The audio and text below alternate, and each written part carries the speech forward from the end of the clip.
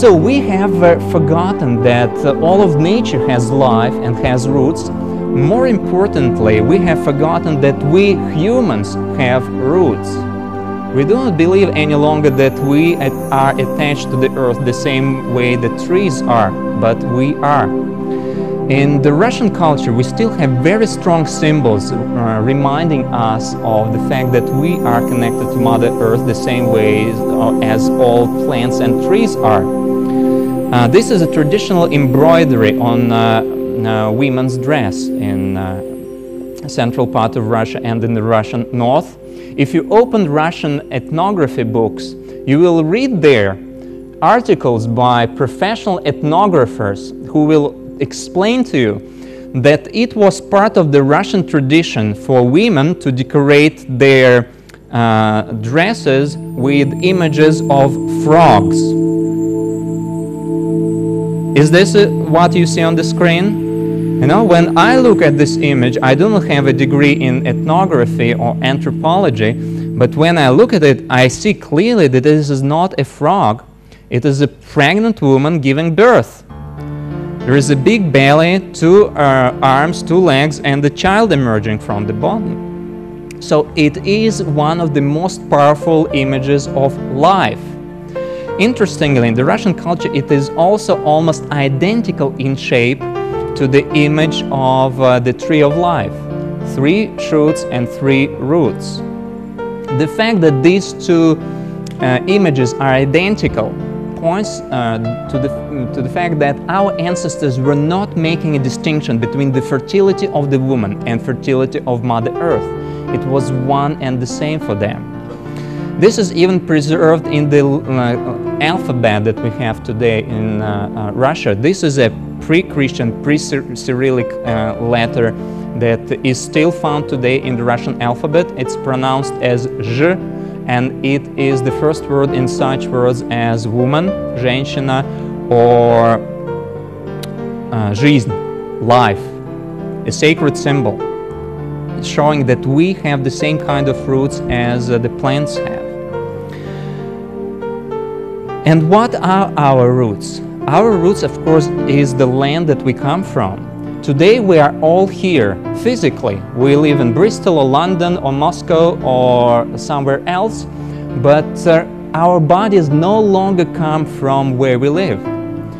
Even 100 years ago or before the Industrial Revolution, most of our bodies were constituted of the soil where we live. But today, part of what is now your body a month ago was a banana on a banana branch in Latin America. And part of your body a month ago was in a dairy in France. So you know what constitutes physically even our bodies today is now scattered all over the world. And for this reason we have lost this connection to the local soil, to the local roots, and we start suffering from the disease that is not known in the natural world. Of course, also our roots lie in our ancestry, our ancestors. Well, it's common sense knowledge, but really it is important. If we do not have this connection, experience shows that we probably do not have the same kind of life as our ancestors enjoyed. Yesterday I talked a little bit about the significance of words and shared with you the real significance of the word lady in the English language, which comes from the name of a goddess of love, Lada. Gentleman in the English language comes from 2 roots, G-E-N and man. And of course, G-E-N is the word coming from genus or genesis. It is the root signifying birth. Genus is the same as kin, as the family. By extension, the word kind means the same. It's being part of kin. This is what the original meaning of the word was. If you are kind, it means that I recognize you as somebody who belongs to the same family tree as myself. So really, the real meaning of the word gentleman is the man who is part of this tree of life. You know, who are we today? We tend to see ourselves as dry leaves on the pavement. One gust of wind and we are gone forever. Part of the reason why we are trying to enjoy life before it's too late is because we are being taught that our life is limited to the life of our body. Of course, many people know otherwise, but this is the mainstream attitude. You need to take advantage of life before it's too late. I've seen a very beautiful cartoon in an American newspaper. There was a man on his deathbed, dying, and his last words were, "I wish I had bought more crap." Now, this sums up our attitude, and it all boils down to our perception of ourselves as separate from everything else. Our ancestors had a different perception. They were seeing themselves as not a leaf separate from the tree, but as a living green leaf or a branch attached to the tree. Gentle man, you are a man as part of your family line. This is what makes you completely human.